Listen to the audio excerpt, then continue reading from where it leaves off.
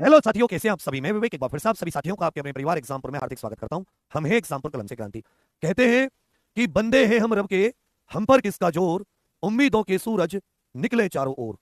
तो कहते हैं कि जो इंसान होता है उसके अंदर भगवान का निवास होता है। आत्मा भगवान से निकलती है, भगवान में जाती है। आप अपने भगवान को अल्लाह, ईश्वर, वाहिगुरु, जो भी नाम देना चाहें, है सब एक ही। तो कहते हैं कि बंदे हैं हम उसके, हम पर किसका जोर, उम्मीदों के सूरज निकले चारों ओर। इरादे हैं फौलादी, हिम्मती हर कदम, अपने हाथों किस्मत आज लिखने चले हैं हम। तो कहते हैं कि कौन कहता है कि आसमान में सुराख नहीं हो सकता। असंभव की बातें करते हैं लोग। कौन कहता है कि आसमान में सुराख सुराख नहीं हो सकता। एक पत्थर तो तबीयत से उछालो यारो। जब तक तुम लोग प्रयास नहीं करोगे, जब तक तुम मन में दृढ़ निश्चय नहीं करोगे कि दुनिया की कोई ताकत कितना जो लगा ले, मैं नहीं रुकने वाला, मैं अपनी मेहनत से पीछे नहीं हटने वाला।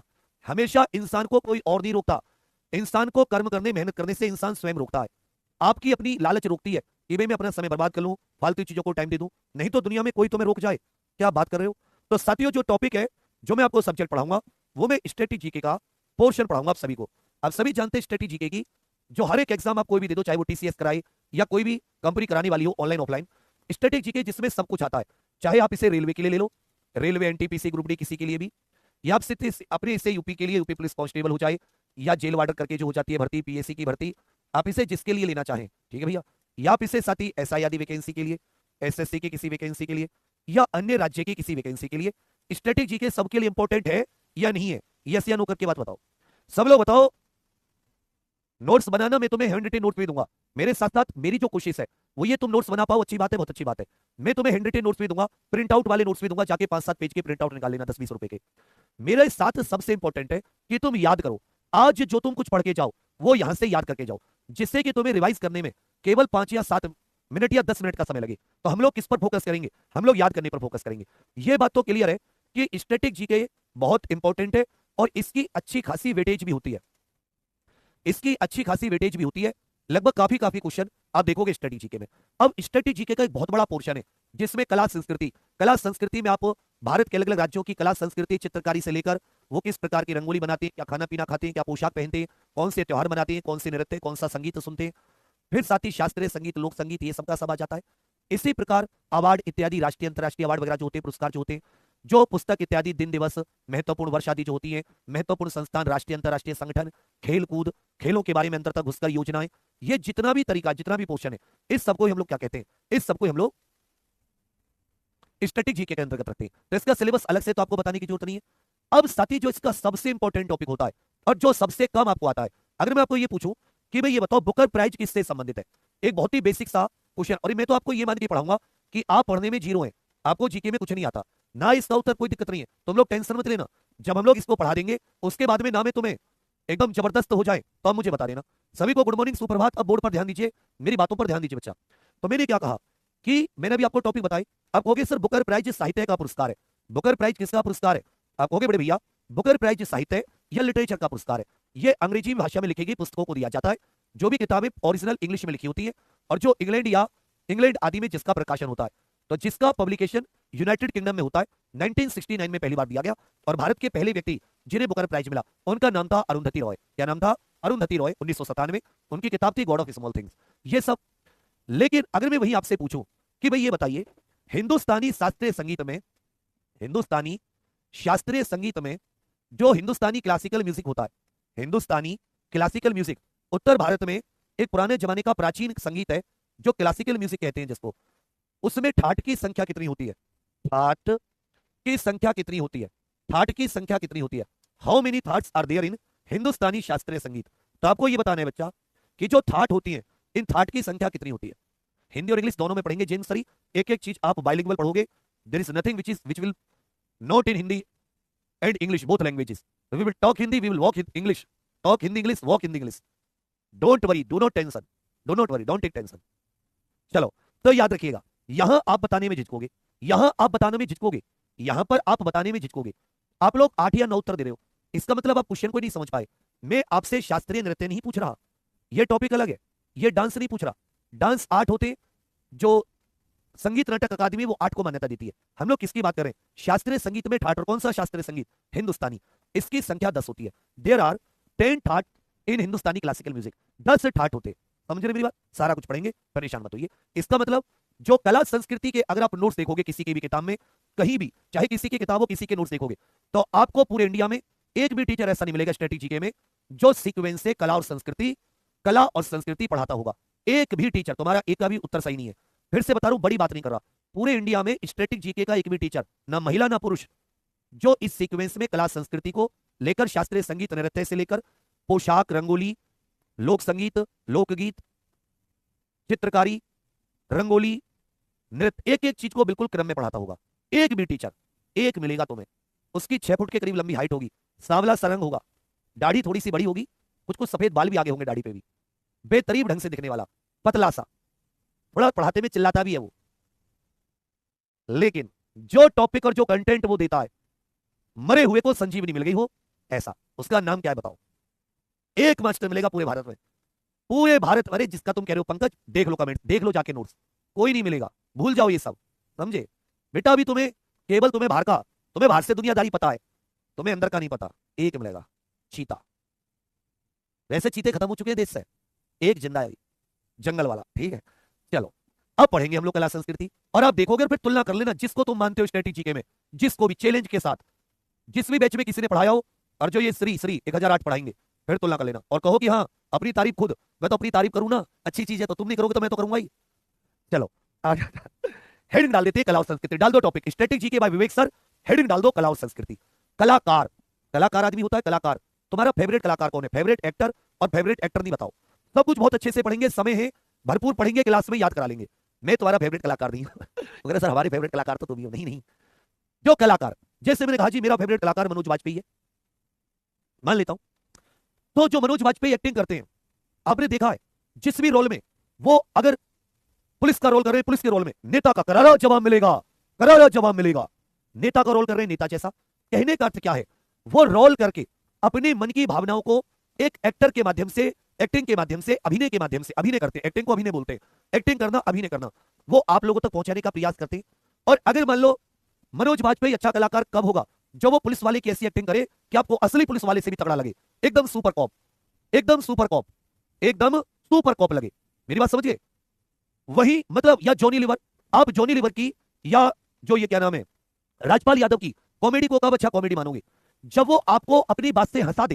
भाई जैसे मान लो जॉनी लीवर या राजपाल यादव कोई कॉमेडी कर रहा है और वो उस कॉमेडी से आपको हंसा दे एकदम, तो आप उसको अच्छा कलाकार मानेंगे? नहीं मानेंगे।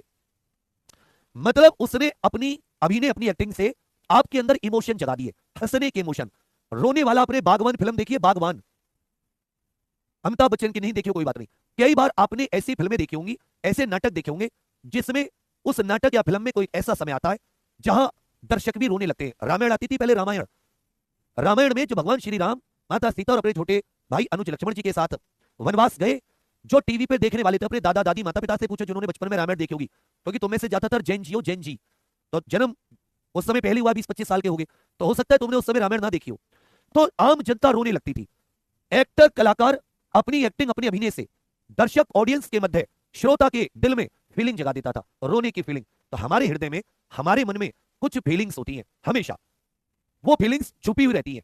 लेकिन अगर कोई ऐसा समय, कोई ऐसी स्थिति, कोई ऐसी सिचुएशन आ गई, तो वही फीलिंग क्या होती है हमारे दिल की? लिख दो भैया, जग जाती है। वही फीलिंग क्या होती है हमारी दिल की? वो फीलिंग जग जाती है। और जगते ही हंसी की फीलिंग है तो हंसी आएगी। अगर कोई गुस्सा दिलाने वाली फीलिंग है, कोई आपको गाली दे दे, अब्यूज कर दे, तो आपके अंदर कौन सा राक्षस, राज रावण जाग जाएगा। असंभव, इस अपराधी को तुरंत दंडित किया जाए, तो आपके अंदर क्रोध की फीलिंग चलेगी। अगर मैं तुम्हें देख कि बंदे हैं हम रब के, हम पर किसका जोर, उम्मीदों के सूरज निकले चारों ओर, उम्मीदों के सूरज निकले चारों ओर, इरादे हैं फौलादी, इरादे हैं फौलादी, हिम्मती हर कदम, अपने हाथों अपनी किस्मत आज लिखने चले हैं हम। इस लाइन को सोचकर तुम्हारे मन में कौन सी फीलिंग जगी? ये जैसे मैंने आपको मोटिवेट किया कि राहें जहां तक जाएंगी राहगीर वहां तक जाएगा, ये दरिया से क्यों पूछ रहे ये नीर कहां तक जाएगा, रे खींच धरू की डोर, निशाना साधो अपनी मंजिल का, बाकी बाद में देखेंगे तीर कहां तक जाएगा। तो आपके अंदर कुछ कर गुजरने की। अशरफ अली, तुम्हारा पाकिस्तान जिंदाबाद हो ना हो हमें इससे कोई मतलब नहीं, लेकिन हमारा हिंदुस्तान जिंदाबाद था, जिंदाबाद है और जिंदाबाद रहेगा। हिंदुस्तान जिंदाबाद, हिंदुस्तान जिंदाबाद, हिंदुस्तान जिंदाबाद। इन लाइनों को सुनकर, इन वर्ड्स को सुनकर आपके अंदर कैसी फीलिंग जगी? देखो बेटा, पढ़ाने के लिए मेरे पास बहुत मटेरियल है, पढ़ाने में हल्का नहीं समझना अपने भाई को। और मैं कह रहा हूं चैलेंज है, चैलेंज, जिससे भी चाहो इस इंडिया में, जिसके भी नोट्स थे, मेरे पढ़ाई हुए के बाद में नोट्स मिला लेना जिससे चाहो तो मैं, फिर आके बताना फीलिंग कौन सी जगी, क्योंकि अगर मैं तुम्हें वो चीज समझा ही नहीं पाया तो मेरे पढ़ाने का फायदा क्या है। कहोगे सर कुछ उत्साह सा आया, मन सा किया कि मैं भी एक बार क्या शकीना को लेने चला जाऊं पाकिस्तान, मन में उत्साह आया नहीं आया बताओ। अरे मन में उत्साह मतलब एकदम मोटिवेट हो गए नहीं हो गए, सर मेरा भी मन कर रहा मैं भी शकीना को लेके, लड़कियां भी सोच रही है सर मैं क्या करूं पाकिस्तान जाके। तो कहने का अर्थ क्या है, कहने का अर्थ है कि भाई आपके अंदर जो मेरी वाणी है, मेरे जो कार्य है वो कुछ कुछ भावना जगा रहे, जगा रहे नहीं जगा रहे। तो मन के भावों का सुंदर रूप में प्रस्तुतिकरण, जैसे रामायण में बिल्कुल भावना इमोशंस प्रस्तुत कर दिए गए, उस समय के जो पात्र थे, उस समय के जो भगवान श्री राम जी के परिवारजन, उनकी प्रजा जब वो जा रहे हैं कैसे वो सब अपने एक्टिंग से वो लोग प्रस्तुत करते थे ना, इसी प्रकार एक इंसान ने बहुत सुंदर सा चित्र बनाया। एक ने अरिजीत सिंह ने बहुत अच्छा सा गाना गाया, इश्क का हर रुआ मैंने तेरे हवाले कर दिया। तो आपके मन में वो अपने अंदर जो विचार है, हम सबके अंदर भावनाएं होती हैं, उन्हीं भावनाओं को जब आप नए रचनात्मक तरीके से, ये जो मैं आपको बताने का प्रयास कर रहा हूं, ये जो एक्टिंग है, ये जो चित्रकारी है, ये जो गायकी है, या कोई एक सुंदर नर्तकी, कोई नर्तकी एक सुंदर नृत्य दिखा रही है, कथकली कथकली या मोहिनी अट्टम वो सुंदर नृत्य कर रही है, तो वो कर क्या रही है, मुख्य वो कर क्या रही है, वो मन की भावनाओं को, अपने मन की भावनाओं को सुंदर रूपों में आपके सामने प्रस्तुत कर रही है, श्रोताओं के सामने या दर्शकों के सामने। और किस तरीके से रचनात्मक, क्रिएटिव, नए ढंग से और कौशलपूर्ण, मतलब एक तय नियमों के अनुसार। एक आम आदमी डांस करे जैसे मैं डांस करूं, और एक बिल्कुल वो व्यक्ति डांस करे जो एकदम ऐसे करके नहीं हिल जाते पूरा 3 4 5 में, तो आपको उसका डांस देखने में ज्यादा स्वाद आएगा, क्योंकि वो उसी काम को कौशलपूर्ण तरीके से कर रहा है, स्किल्ड तरीके से कर रहा है। तो कहने का अर्थ क्या हुआ, कला है क्या, व्हाट इज आर्ट, तुरंत बता दो। तो आप बिल्कुल 3 शब्दों में याद करो, कला मन के भाव या मन के इमोशंस को शो करने का। मन के इमोशंस को आप कह सकते हो एक प्रकार से, मन के इमोशंस को, या आप ये कह सकते हो भैया जो हमारे मन के अंदर एक प्रकार से फीलिंग्स होती हैं, उनको शो करने, सबको उनको दिखाने का माध्यम है। मन की फीलिंग आपके अंदर कोई आंख ले जाके तो देखेगा नहीं कि भैया आपके दिल का पोस्टमार्टम किया और बताओ सर आपके दिल में क्या चल रहा है। तो कहने का अर्थ क्या हुआ कि वो किसी न किसी मीडियम से, जैसे फोन क्या होता है, पानी पीने, फोन बात करने का मीडियम है, ये गिलास लिक्विड चीजें पीने का मीडियम है, ये लैपटॉप चीजों को देखने का माध्यम है। ऐसे कला क्या होती है, मन के इमोशंस को शो करने का माध्यम। तो कला कहां के इमोशन को शो करती है, कला कौन सी भावनाओं को शो करती है, तुरंत बताओ। कला जो है वो किस भावना को शो करती है, तुरंत बताओ, अरे जल्दी बताओ, कला किसकी भावनाओं को शो करती है, मन के भाव या विचारों को सुंदर रूप में प्रस्तुत करती है। और शो कैसे करती है, सुंदर एवं रचनात्मक तरीके से। कैसे प्रस्तुत करती है, कहोगे भैया सुंदर, ब्यूटीफुली, और याद रखिएगा स्किल्ड तरीके से। जो कलाकार होता है वो उसी फीलिंग्स को बिल्कुल स्किलफुली, एकदम स्किल्ड तरीके से तुम्हारे सामने जिससे कि तुम बंध जाते हो। अक्सर तुम एक्टिंग वहां पे पहुंच जाते हो, एकदम खो जाते हो, ध्यान भी नहीं हटा पाते, होता है ना, महसूस करने लगते हो, महसूस करने लगते हो उसकी फीलिंग्स को। तो याद रखिएगा कला क्या है, मन के भाव और विचारों को सुंदर रूप में प्रस्तुत करने का एक रचनात्मक और कौशलपूर्ण तरीका है। मन के विचारों को किस रूप में प्रस्तुत करने का, तो यह तभी कला मानी जाएगी जब आपके मन के भाव या विचार सुंदर रूप में प्रस्तुत किए गए हो, सुंदर रूप में प्रस्तुत किए गए हो और रचनात्मक और कौशलपूर्ण माध्यम से।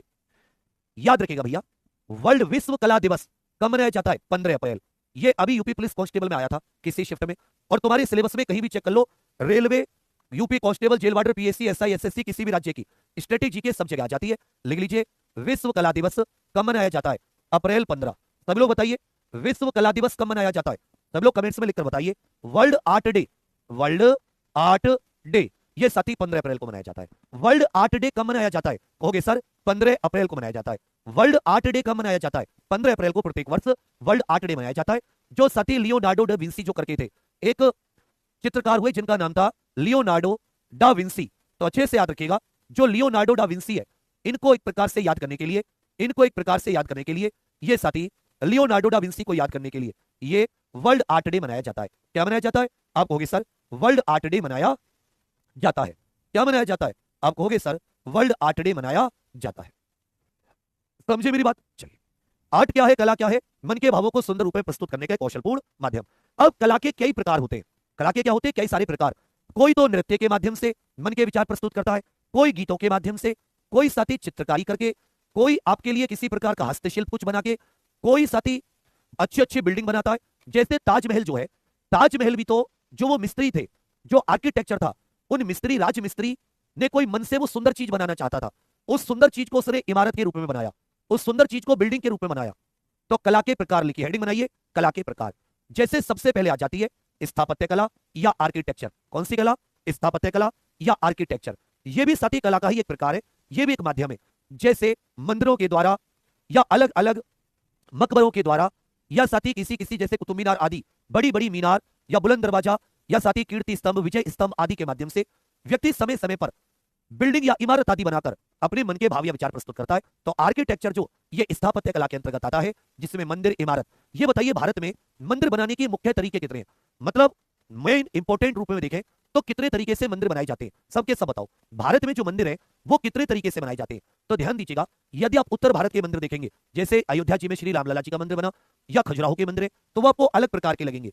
दक्षिण भारत तमिलनाडु का जैसे वृद्धेश्वर मंदिर देखोगे तो वो अलग तरीके से बना है। बीच में कर्नाटक के कुछ मंदिर देखोगे वो अलग तरीके से बने हैं, वो अलग तरीके से बने हैं। तो मुझे ये बताइए कि भारत में मंदिर बनाने की कुल कितने तरीके होते हैं।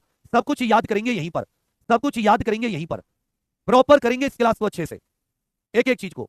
जीएम तू पढ़ ले, नहीं तो तेरा गुड मॉर्निंग की जगह तेरा गुड बाय हो जाएगा। पढ़ ले। और पारुल रेपटे खाने बेटे तुझे, ये भी एक कला है, ये भी एक कला है, बता। तो कहोगे सर तीन, भारत में मंदिर बनाने की तीन शैली है। उत्तर भारत में नागर शैली, दक्षिण भारत में साथी जैसे तमिलनाडु द्रविड़ शैली, और कर्नाटक आदि में एक तीसरी शैली भी है जिसको वेसर शैली कहते हैं। तो स्थापत्य कला जिसमें प्राचीन मंदिर, ताजमहल, इमारत आदि बनाई जाती है। फिर आ जाता है मूर्ति कला, सुंदर सुंदर मूर्ति बनाना।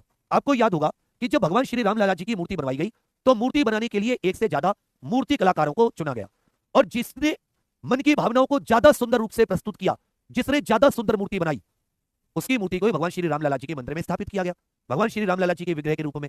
तो कहने का अर्थ क्या हुआ कि मूर्ति कला भी क्या होती है, मूर्ति कला भी साथी एक कला है। मूर्ति कला भी क्या हो जाती है, कहोगे भैया हाँ सुमित, एक कला है।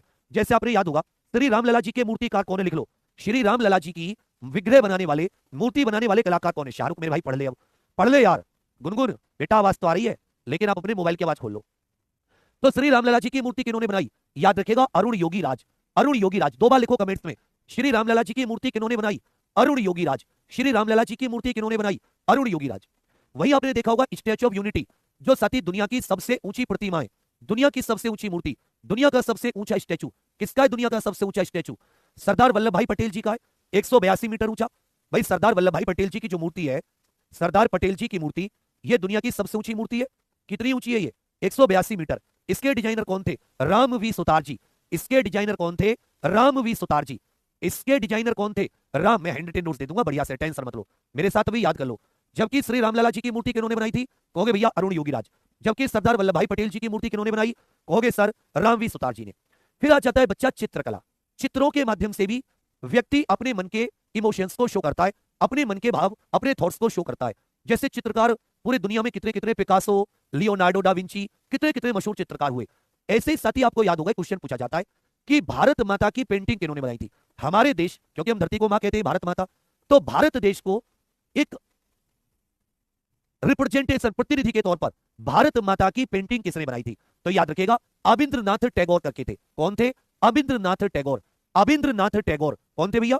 अबिंद्रनाथ टैगोर। समझिए मेरी बात, फिर से बताइए, भारत माता की पेंटिंग किन्होंने बनाई? तो अंग्रेजों के समय पर भारतीयों के अंदर अपने देश के प्रति भावना जगाने के लिए, नेशनलिज्म की फीलिंग, राष्ट्रीयता की भावना जगाने के लिए यह मूर्ति किन्होंने बनाई? कहोगे सर ये चित्र, भारत माता की चित्र या भारत माता की पेंटिंग अबिंद्रनाथ टैगोर जी ने। फिर इसी प्रकार संगीत भी कला का एक प्रकार है, जिसमें संगीत के अंदर क्या होता है? संगीत के अंदर बच्चा म्यूजिक के माध्यम से, गीतों के माध्यम से, संगीत के माध्यम से, या अक्सर आपने देखा होगा कहीं पर डीजे बजने लगे तो आप थिरकने लगते हो ना, तो वाद्य यंत्र या गीतों के माध्यम से आपको साथी अपने मन के भाव विचार प्रस्तुत करना, डांस के माध्यम से नृत्य कला, और रंगमंच, जो ये नाटक का मंचन होता है, नाटक का मंचन होता है ना, जैसे अभी नवरात्रे आने वाले हैं, तो नवरात्रे में भारत के अलग अलग स्थानों पर रामलीला का मंचन शुरू होगा, नहीं होगा? यस या नो करके बताओ, भाई रामलीला का मंचन शुरू होगा नहीं होगा? एक एक क्वेश्चन अड़ा दूंगा, स्टैटिक जीके का चैलेंज रख के, 1 लाख रुपए की शर्त रख के, तुम अभी बस भरोसा कर लो और शांति से याद करने की कोशिश करो। अरे क्वेश्चन तो मैं तभी लड़ा पाऊंगा ना जब तुम मुझसे पढ़ोगे पूरा। यस या नो? अरविंद नहीं बेटा, अबिंद्र, अबिंद्र, अबिंद्र, अरविंद नहीं, अबिंद्र। रंगमंच, तो ये जो रामलीला होती है, कई बार आपने अलग अलग नौटंकी देखी होगी, इसको साथी थिएटर कला कहते हैं। तो कला के कई सारे रूप पता चले, कला के ये कई सारे रूप पता चले। चलिए अब यहां से आपकी एक बार नॉलेज चेक कर लेता हूं। मुझे बताइए कि वह साधन जिसके माध्यम से, बाय विच, या जिसके माध्यम से, वह साधन जिसके माध्यम से मन के जो भाव होते हैं, जो इमोशंस होते हैं, उनको सुंदर, क्रिएटिव, ब्यूटीफुल, क्रिएटिव और कौशलपूर्ण तरीके से प्रस्तुत किया जाता है, स्किलफुल तरीके से प्रस्तुत या शो करना क्या कहलाता है? यह साथी करना क्या कहलाता है? To show the emotions beautifully by creative and skilfulness, इसे क्या कहते हैं? ये बताइए विश्व कला दिवस कब होता है? विश्व कला दिवस कब होता है? विश्व कला दिवस कब होता है? World art day, world art day. फिर आपको बताना है मूर्ति बनाने की कला क्या कहलाती है? मूर्ति बनाने की कला को क्या कहते हैं? मूर्ति बनाने की कला को क्या कहते हैं? जो बड़ी बड़ी सुंदर सुंदर इमारत आदि बनाई जाती हैं, जैसे प्राचीन मंदिर, ताजमहल आदि, इसको क्या कहते हैं? इसको क्या कह देते हैं? इमारत आदि बनाने की कला को क्या कह देते हैं? ये बताइए विश्व की सबसे ऊंचे स्टैचू, विश्व का सबसे ऊंचा स्टैचू किसका है? ऊंचा स्टैचू या मूर्ति, ये साथी किसकी है? इसके डिजाइनर कौन है और इसकी ऊंचाई कौन कितनी है? इसकी ऊंचाई कौन कितनी है? ऊंचाई। फिर आपसे यहां पर पूछा है कि भगवान श्री रामलला जी की मूर्ति किन्होंने बनाई? भगवान श्री रामलला जी का विग्रह ये किन्होंने तैयार किया? फिर आपसे पूछेगा भारत माता पेंटिंग किसने बनाई? तुम्हें लग रहा होगा कि मास्टर केवल ऐसे ही बोल रहा है, लेकिन अब तुम्हें देखोगे तो तुरंत समझ में आएगा कि मास्टर तो हमें क्वेश्चन याद करा रहा है। भारत माता पेंटिंग किन्होंने बनाई? भारत माता मंदिर निर्माण की कितनी शैली होती है? मंदिर निर्माण की कितनी साथी शैली या स्टाइल पाई जाती है मंदिर निर्माण की? ये बताइए दक्षिण भारत में किस प्रकार के मंदिर, उत्तर भारत में किस प्रकार के मंदिर, और जो वेसर मंदिर है मंदिर निर्माण की वेसर शैली, ये आपको किस राज्य में मिलेगी? मंदिर निर्माण की वेसर शैली। 11 क्वेश्चन है और मुझे 11 के 11 उत्तर सही चाहिए, समझा रहा हूं मैं, 11 के 11 उत्तर सही। तो कहोगे देखिए वह साधन जिसके द्वारा कोई व्यक्ति अपने मन के विचारों को सुंदर, रचनात्मक और कौशलपूर्ण तरीके से प्रस्तुत करता है, इस माध्यम को कला कहते हैं, और करने वाले को कलाकार कहते हैं। जो ये प्रस्तुत करता है उसको कलाकार कहते हैं, और जो जिस तरीके से करता है उस तरीके को आर्ट कहते हैं। विश्व कला दिवस कब मनाया जाता है? विश्व संस्कृति विश्व कला दिवस दोनों 15 अप्रैल को मनाई जाती है। मूर्ति बनाने की कला को स्कल्प्टर आर्ट कहते हैं। स्कल्प्टर आर्ट, जो मूर्ति बनाने वाला कलाकार होता है जिसको हिंदी में मूर्ति आर्ट कहते हैं, वो साथी स्कल्प्टर होता है। इमारत आदि बनाने की जो कला होती है ये स्थापत्य कला है, आर्किटेक्चर है। अगर कोई आपसे पूछे कि ताजमहल किस प्रकार की कला का उदाहरण है, ताजमहल या साथी इंडिया गेट, ये किस प्रकार की कला का उदाहरण है, तो स्थापत्य कला। विश्व का सबसे ऊंचा जो स्टेचू है सरदार वल्लभ भाई पटेल जी का है। इसके डिजाइनर कौन थे? राम सुतार, रामवी सुतार। कितना ऊंचा? 182 मीटर। है कहां पर? गुजरात के नर्मदा में, गुजरात के नर्मदा में। फिर पूछा है श्री रामलला का विग्रह ये अरुण योगी राज ने बनाया। किन्होंने भैया? अरुण योगी राज ने। भारत माता पेंटिंग ये अबिंद्रनाथ टैगोर, ये किसके द्वारा? अबिंद्रनाथ टैगोर। मंदिर निर्माण की 3 शैलियां होती हैं, उत्तर भारत में नागर शैली, दक्षिण भारत में द्रविड़ भाषा द्रविड़ शैली, और कर्नाटक में एक तीसरी वेसर। वेसर शैली कहां पर होती है? कर्नाटक। ये दक्षिण में हो जाती है, जैसे दक्षिण जैसे द्रविड़, याद करने में आसान रहेगा। और उत्तर में नागर, उत्तर में नागर शैली। अब ये बताइए आप में से आपका स्कोर कितना था? इतनी देर से आप पढ़ रहे, करेक्ट 10 बजे क्लास शुरू होती है, 10 बजे सब लोग आ जाए कीजिए। और आप मुझे बताइए कि आपका साथी 11 में से स्कोर कितना आया? याद करते चल रहे हो ना थोड़ा थोड़ा? अभी तो तुम्हें बातों बातों में याद करा दिया।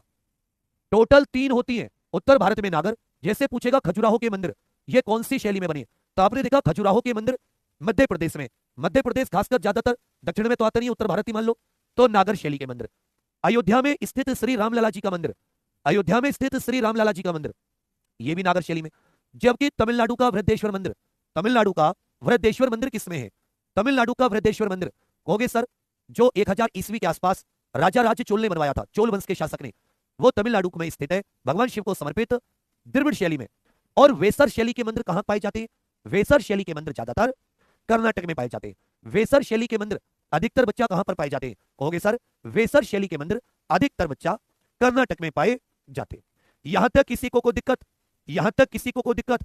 चलिए अब आ जाते हैं साथी, हेडिंग बना दीजिए। हम कौन सी कलाकारी सबसे पहले शुरू कर रहे हैं? हम कलाकारी तो शुरू कर रहे हैं, सबसे पहले कला का कौन सा प्रकार? हम लोग साथी संगीत कला पढ़ेंगे। हमारी जो पहली हेडिंग होगी वो कैसी हेडिंग होगी? संगीत कला।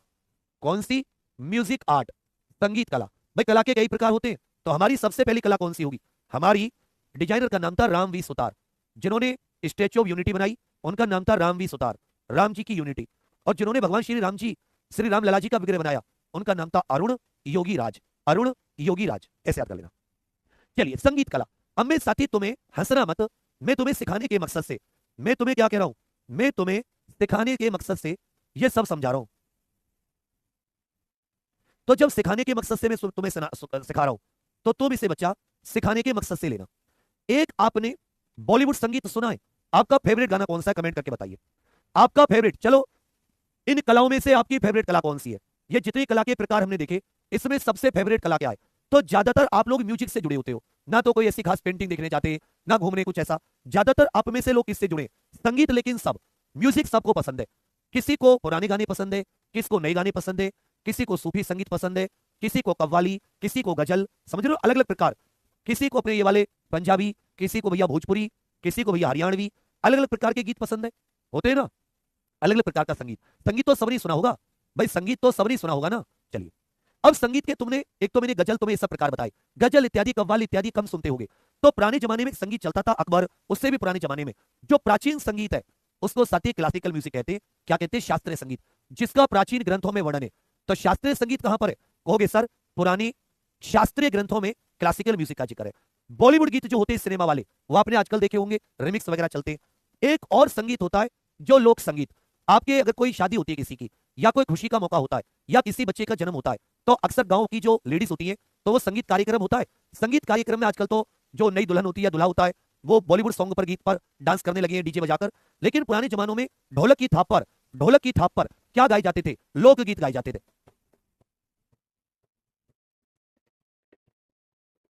ढोलक की संगीत पर। तो जैसे कुछ लोग, अगर तुम कहो तो कुछ लोक संगीत तुम्हारे सामने पेश करने की इजाजत चाहूंगा।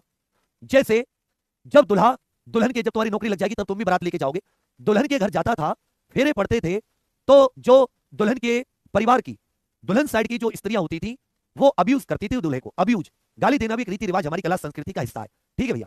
तो वो क्या कहती थी? कुछ ऐसा कहती थी, नहीं, लड़के साइड की लड़की आई बन्नी दुल्हन बन के, तो गांव देहात में हमारे उधर दूल्हे को बन्ना कहते हैं और दुल्हन को बन्नी कहते हैं। तो क्या कहा कि बन्ना बीटेक एमटेक पास, बन्नी मिली अंगूठा छाप, बन्ना बीटेक एमटेक पास, बन्नी अंगूठा छाप। बन्ना ने बोला हेलो, बन्नी ले आई पिलो, पिलो माने तकिया। बन्ना ने बोला हेलो, बन्नी ले आई पिलो, दोनों खेले मिलके साथ, बन्नी मिली अंगूठा छाप। बन्ना बीटेक एमटेक पास, बन्नी मिली अंगूठा छाप। बन्ना ने मंगाया बैग, बन्नी ले आई पैग, वो समझ नहीं पा रही बेचारी। बन्ना ने मंगाया बैग, बन्नी ले आई पैग, मिलकर पिए दोनों साथ, बीटेक एमटेक पास, बन्नी मिली अंगूठा छाप। फिर क्या कहा गया है? बन्ना ने बोला टाटा, बन्नी ले आई आटा, बन्ना ने बोला टाटा, बन्नी ले आई आटा, तब दोनों मिलकर खाए साथ, बन्ना बीटेक एमटेक पास, बन्नी मिली अंगूठा छाप, ना बीटेक एमटेक पास, बन्नी मिली अंगूठा छाप। ठीक है, ऐसे गीत सुने तुमने इसी प्रकार के। इसी प्रकार के एक और, कि शादी होने के बाद में जो लड़का होता है तो दुल्हन और सास में थोड़ी बहुत लड़ाई हो जाती है, नोक झोंक। तो दुल्हन क्या कहती है सास से?